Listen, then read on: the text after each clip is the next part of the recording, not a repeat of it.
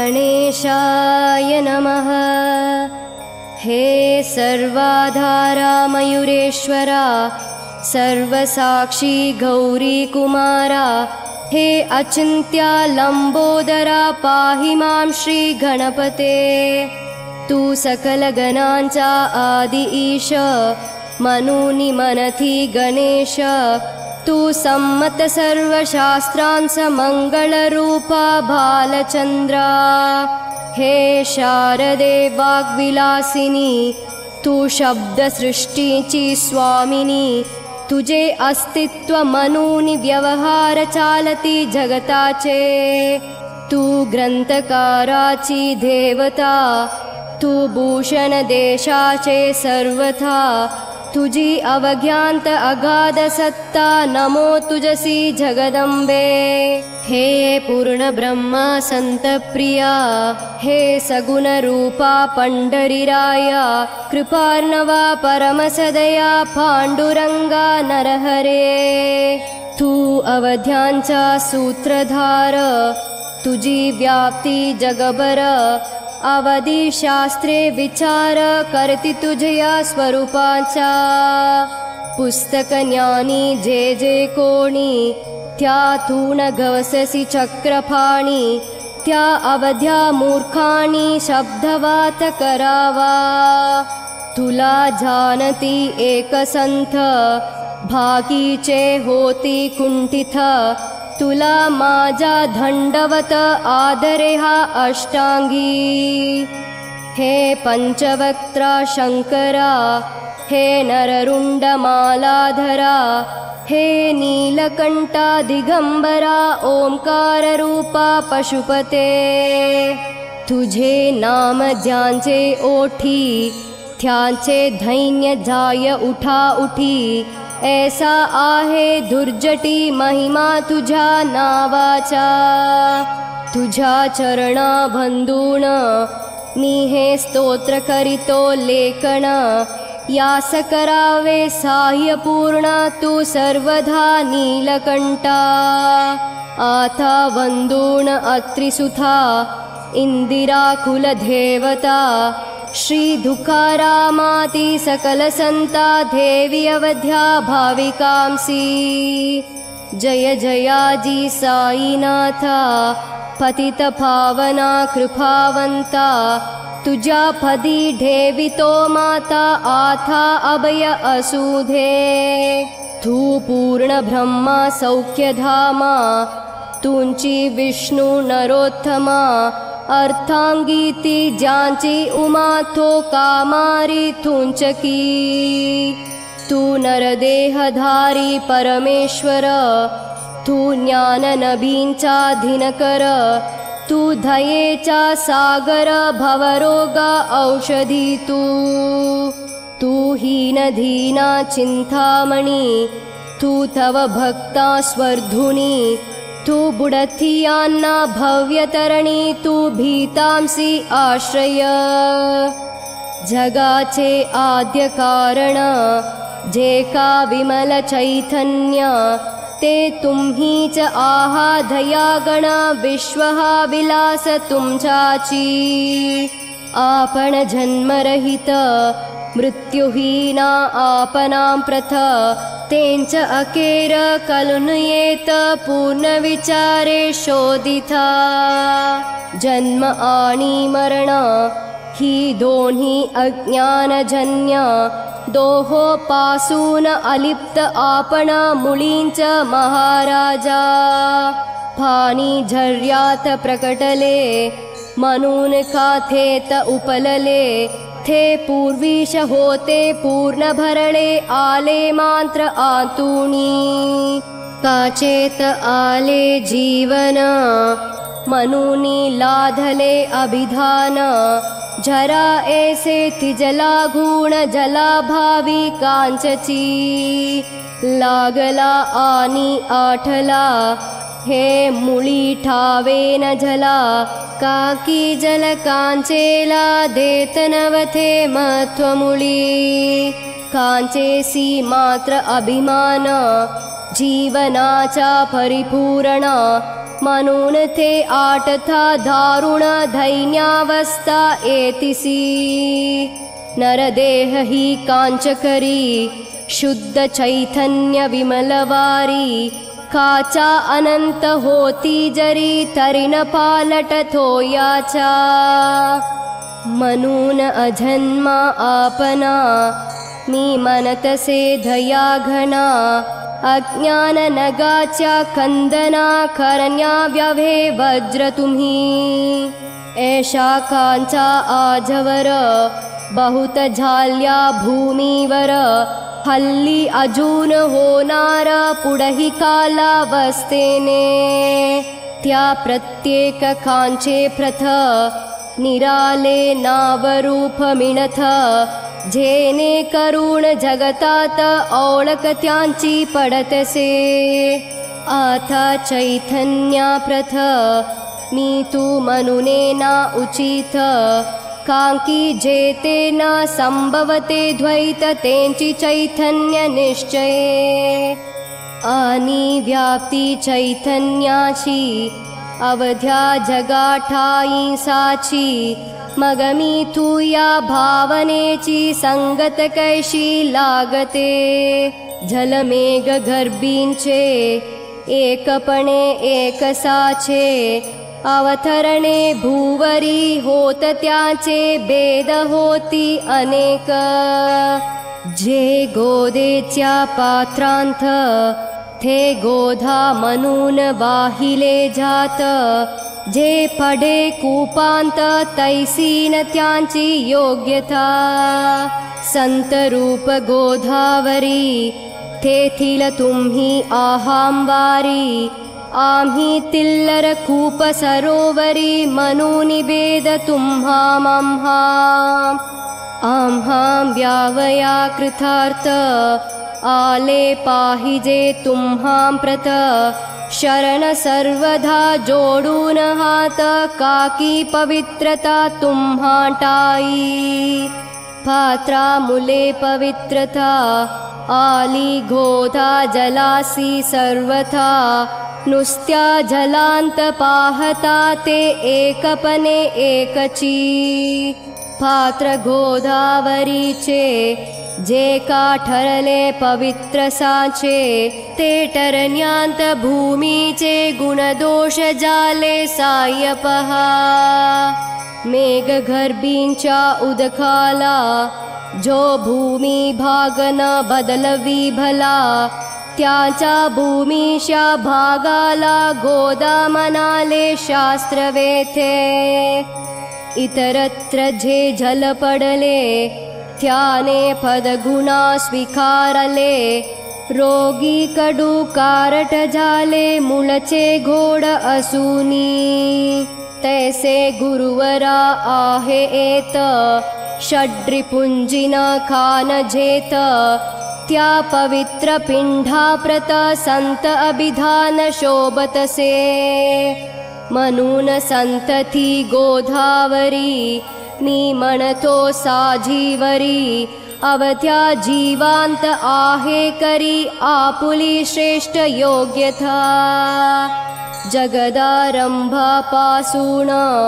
गोदा आहे च निर्माण तो यही बरले परिपूर्ण तुटिन झाली आजवरी पहा जेवा रावणारी येथा जाला गोदातिरी त्या वेळचे तितिलवारी टिके कोटून आजवरी पात्र मात्र तेंच उरले जलसागरा मिळाले पावित्र कायम राहिले जलपात्रांचे आजवरी प्रत्येक संवत्सरी जुने जाऊनी नवे वारी येत पाता भीतरी तोच न्याय तुम्हाठाया शतकथेंच संवत्सर त्या शतकांतील साधूवर हेंच जलसाचार नाना विभूती या लाठा या संत रूप गोदेसी प्रथम संवत्सरासी पूर आला निश्चेसी सनत्सनक सनंधनाचा माघूण नारद थुंबर ध्रुव प्रह्लाद भलिंदरूपवर शबरी अंगत वायुकुमर बिदर गोप गोपिका ऐसे बहुत आझवरी प्रत्येक शतका माझारी पूर आले वर्ष्यावरी थे वर्णन्या अशक्यमी या सांप्रांत्या शतकांत संत रूप गोधे प्रथ आपन पूर आलांत साईनाथ निश्चये म्हणून तुमच्या दिव्य चरणा मी करितो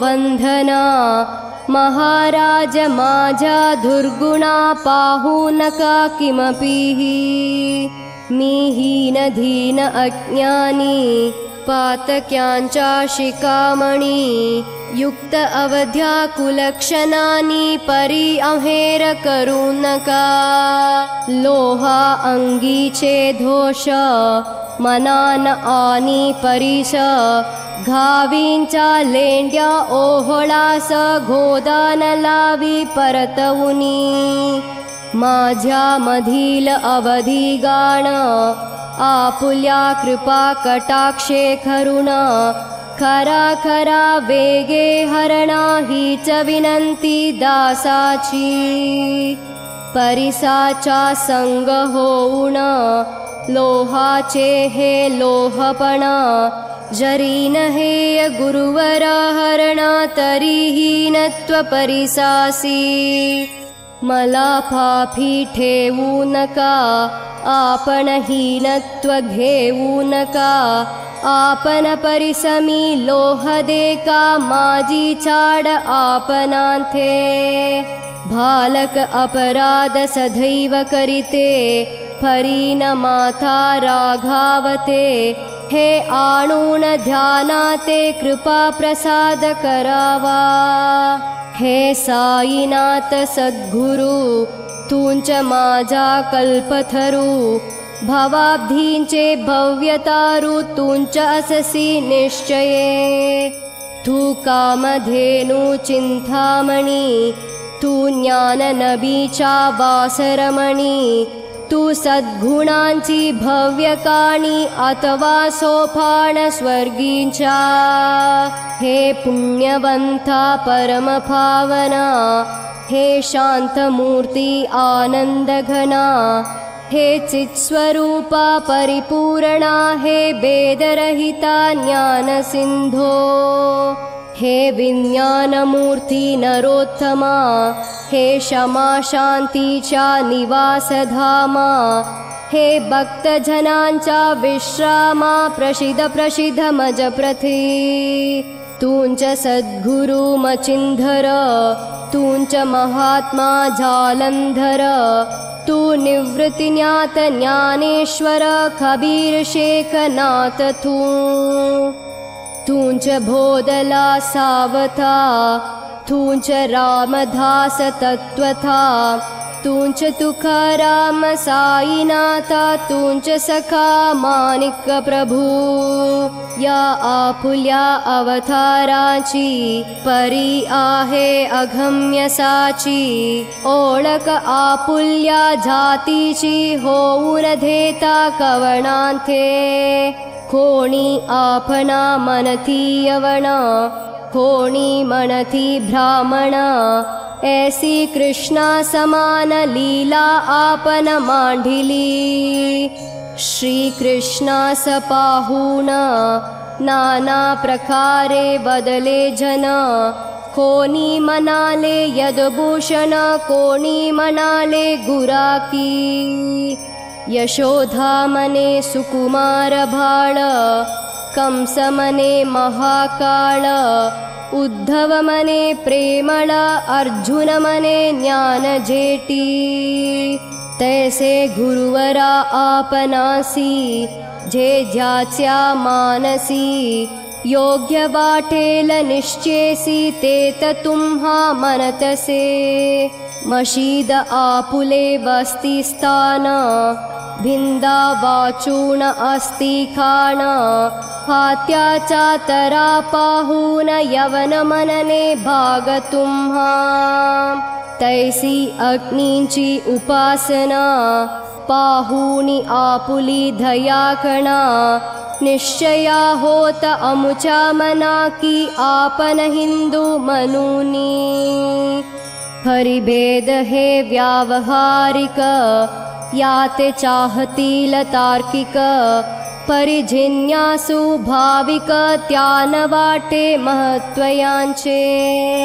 आपुली आहे भ्रामस्थिती जात गोतना आपनां प्रति आपण अवध्यांचे गुरुमूर्ती आहा मध्य कारणा यवन हिंदूचे विपट आले म्हणून तदक्या करण्या भले मशीद अग्निला स्वीकारिले लीला भक्तांस धावावया आपण जात गोता तिथ सद्वस्तु जी का सथ तीच तुम्ही साक्षात तर्कातीत साचकी तर्क वितर्कांचे घोडे चालले किती आपना पुढे ते माझे बापुडे शब्द टिकतील कोठूनी परिपाहुनी तुम्हाला मौन नये धरिथा मला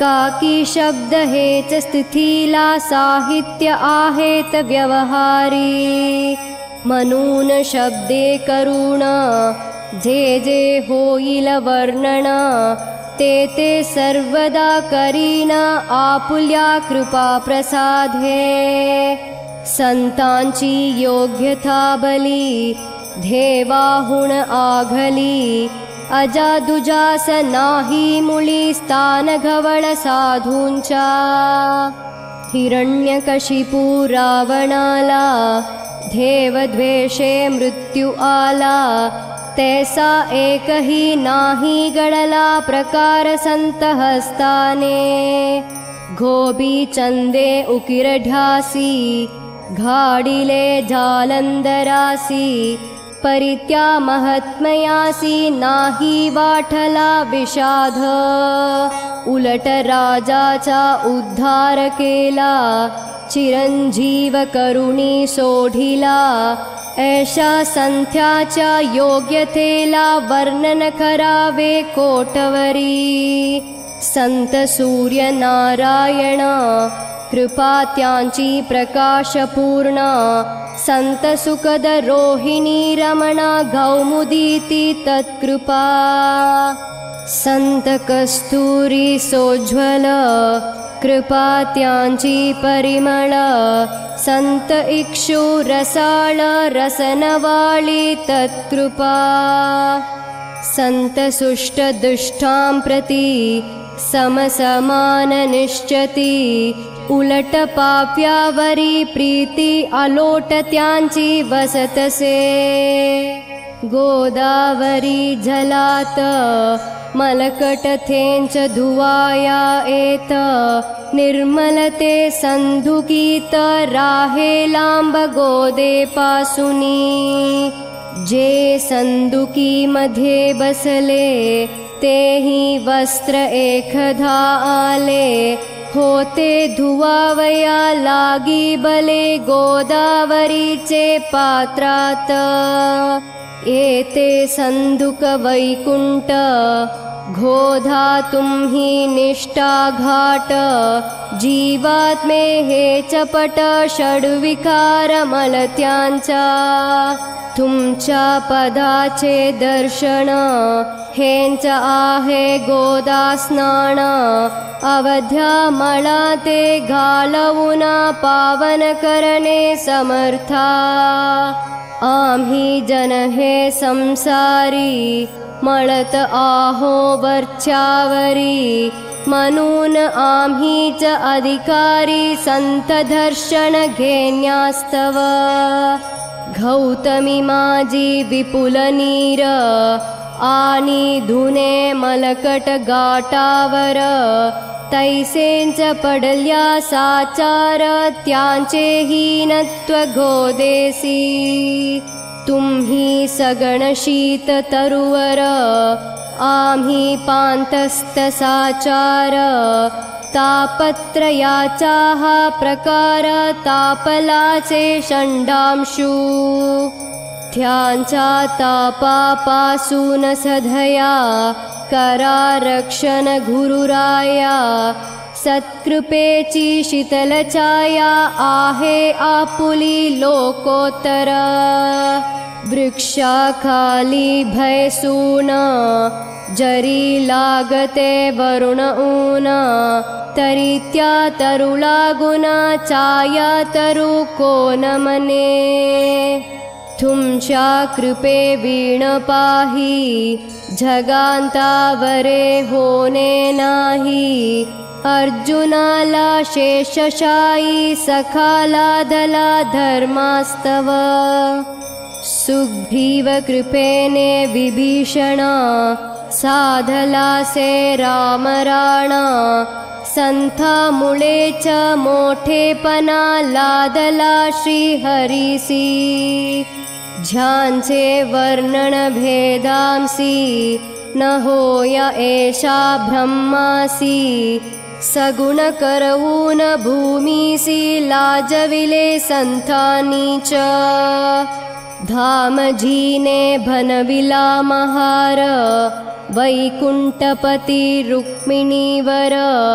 चोकोभाने उचल्या ढोर राबविले त्या जगतात्मया संत महत्व जानून पाणी वाही जगज्जीवन संत करेच यजमान सचिदानंद प्रभूचे फार भोलने न लगे आता तुंच आहा माता पिता हे सद्गुरु साईनाथा शिरडी ग्राम निवासिया बाबा तुमच्या लीलेचा कोणान लगे पाडसाचा ते माझी आश्रवाचा टिकेल सांगा खोटून जड जीवांचा उद्धारार्थ आपण आला शिर्डीत पाणी ओतून पन्ह्यात दिवे तुम्ही जालिले सवाहात लागडाची फळी मंचक करुणसाची आपुल्या योग सामर्थ्याची शक्ती धाविली भक्तजना वांचपना कैकांचा तुम्ही केलात हरणसाचा कित्येकांचा रोगांचा भीमोड केलात उधीने वारण्या ऐशिक संकटे तुम्हा न काही अशक्य वाटे पिपिलिकेचे कोटून मोठे ओझे मानी गजपती असो आथा गुरुराया धीनावरी कराधया मी तुमच्या लागलो पाया माझे न लोटा मजलागी तुम्ही महाराज राजेश्वर तुम्ही कुबेरांचे कुबेर तुम्ही वैद्यांचे वैद्य निर्धार तुम्हा विनना श्रेष्ठ कोणी अवतारांचे पूजेस साहित्य आहे विशेष परिपूजावया तुम्हांस जगी पदार्थ न राहिला पहा सूर्यांची या घरी सण दीपवाली आली करी परिती त्याने साजिरी करावी खोण्यत्रा द्रव्ये सागराची शंवावया तहान जलना महींठाया वन्ही लागी शेकावया अग्निकोटून ध्यावतारी जे जे पदार्थ पूजेचे ते तुमच्या आत्म्याचे अंश आधींच अस्ति साचे श्री समर्था गुरुराया। हे तत्वहष्टींचे भोलने परिणतशी चाली मने, भोललो अनुभवाविने शब्द झाला निरर्थक। व्यावहारिक पूजन जरी तुमचे करूमी सांगातरी, हे कराया नाही पदरी सामर्थ्य माझा गुरुराया।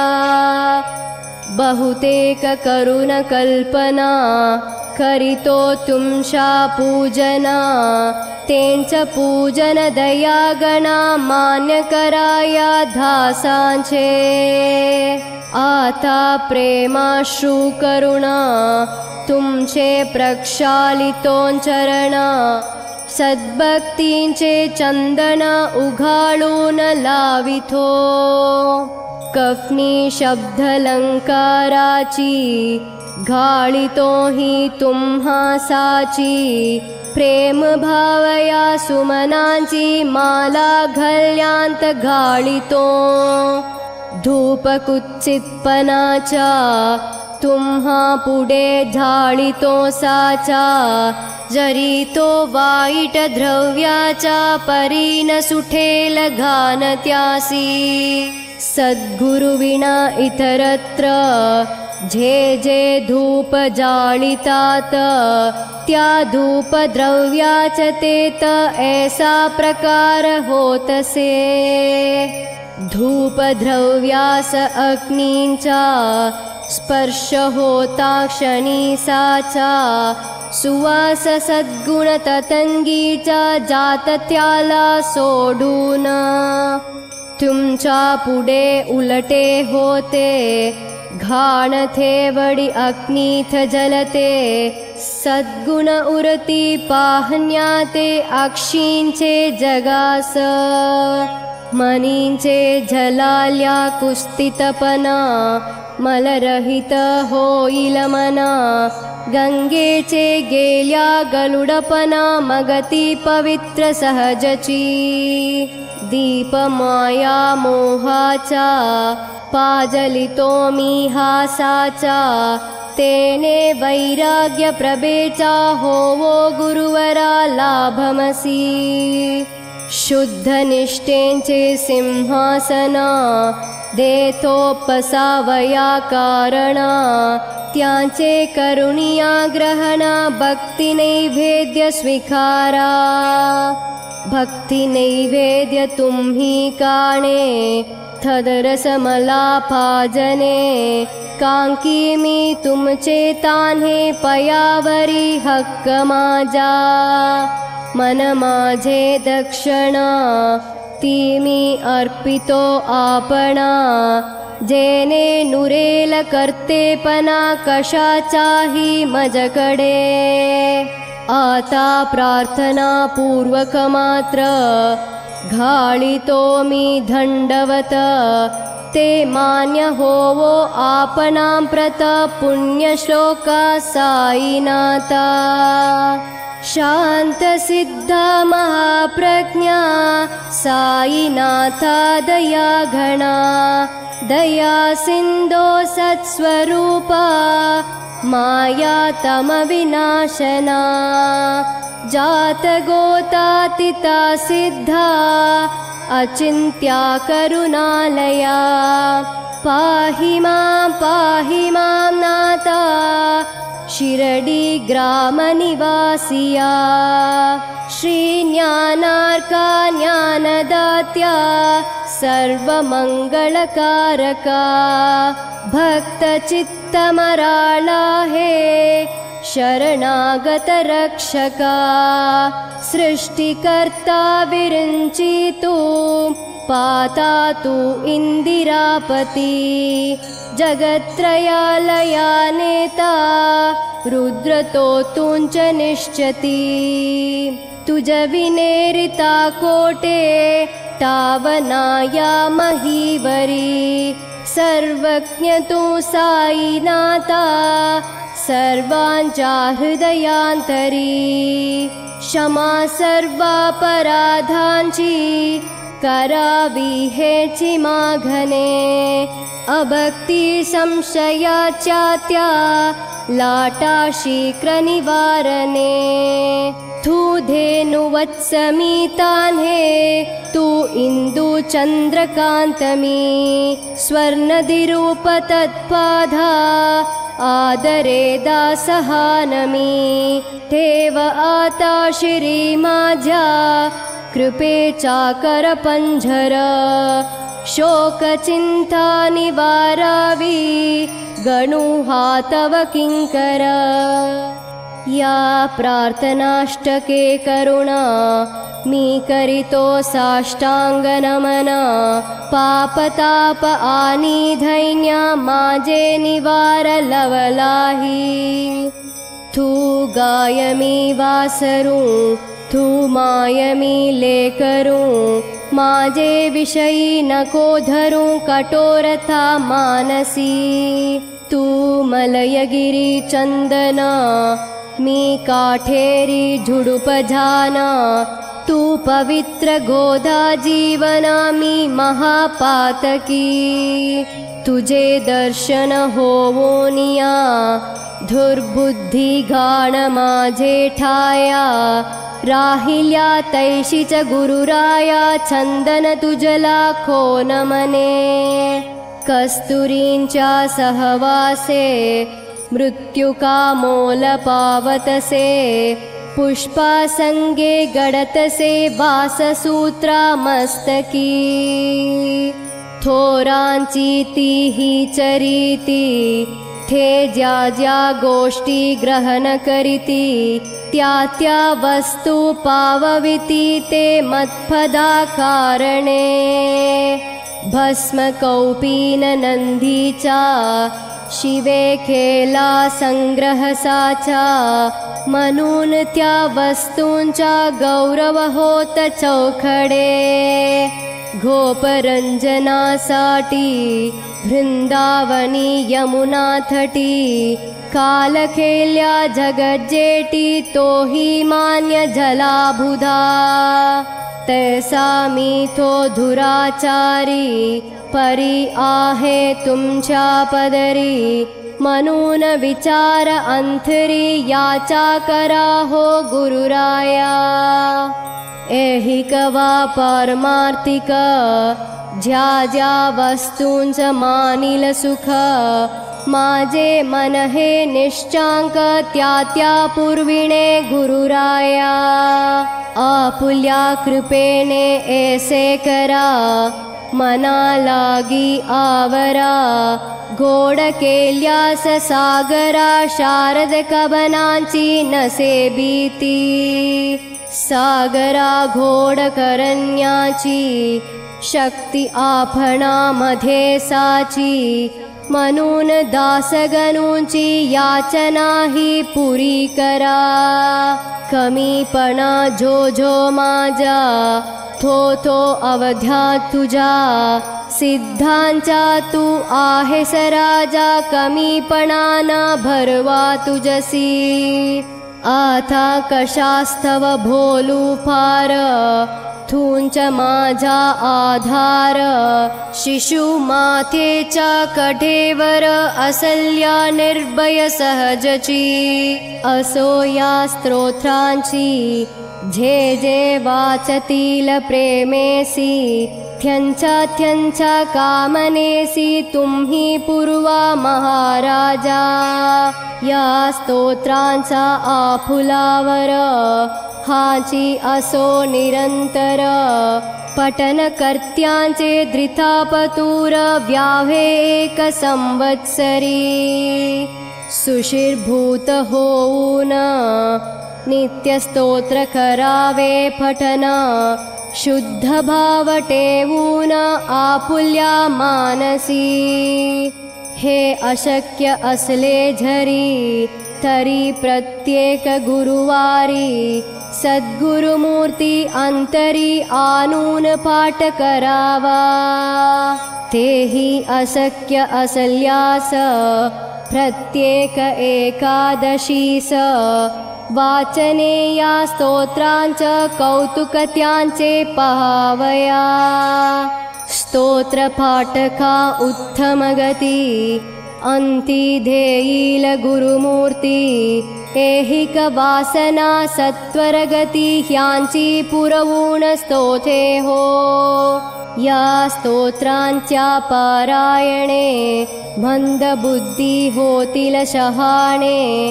कोणा आयुष अस्या उणे तो पठने होय शतायू। धनहीनता असल्या पदरी कुबेर येऊन राभेल घरी। हे स्तोत्र वाच्यावरी सत्य सत्य त्रिवाचा। संततिहीना संताना होईल स्तोत्र केल्या पठना। स्तोत्र पाठकांचे संपूर्ण रोग जातीला दिगंधरा। भय चिंता निवेल मानमान्यता वाढेल। अविनाश ब्रह्म कलेल नित्य स्तोत्रांच्या पारायणे। धरा बुद्ध हो स्तोत्राविषयी विश्वास आपुल्या मानसी। तर्क वितर्क कुकल्पनेसी जागा मुली धेऊ नका। शिर्डी क्षेत्रांची वारी करा पाय भाभांचे चिठ्ठी धरा। जो अनाथ्यांचा सोयरा भक्त काम कल्पद्रुमा। त्यांच्या प्रेरणे करुण हे स्तोत्र केले लेखन। मज पामरा हातून ऐसी रचना होय कैसी। शके 1846 भाद्रपद शुद्ध पक्षांत। तिथि गणेश चतुर्थी सत्य सोमवारी द्वितीय पहरी। श्री साईनाथ स्तवन मंजरी पूर्णजाली महेश्वरी। पुणित नर्मदे चातिरी श्री अहिल्ये सन्निधि। महेश्वर क्षेत्र भले स्तोत्र ते पूर्ण झाले। प्रत्येक शब्दासी वदविले श्री साईनाथे शिरोनिमनी। लेखक शिष्य दामोदर यास जाला साचार। दास गणूमी किंकर अवध्या संत महत्यांचा। स्वस्ति श्री साईनाथ स्तवन मंजरी। तारक हो भवसागरी हेंच विनवी अध्यातरी। दासगणु श्री पांडुरंगा। श्री हरिहरार्पणमस्तु। शुभं भवतु। पुंडलिकवरदा हरिविठ्ठल। सीताकांत स्मरण जय जय राम। पार्वती पते हर हर महादेव। श्री सद्गुरु साईनाथ महाराज की जय। श्री सद्गुरु साईनाथार्पणमस्तु।